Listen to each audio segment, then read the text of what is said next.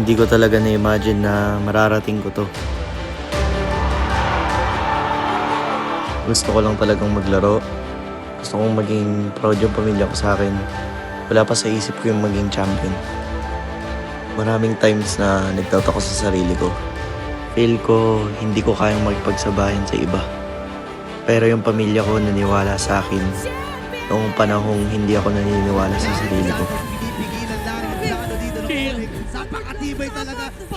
Samford, everything that he's going through with his dad and also being the sole provider financially for his family. The pressure, it's so much. Itong journey ko hindi lang para sa akin. It's for everyone who thinks they're too small, too far, or too late. If kaya kong gawin, kakayanin nyo rin. Dito nyo makikita ang mga totoong nangyayari sa amin. Kung ano ang pakiramdam na makapasok sa Esports World Cup. Mapapanood nyo kung paano ako binago nito. And maybe kung paano nito pabaguhin ang mundo ng esports.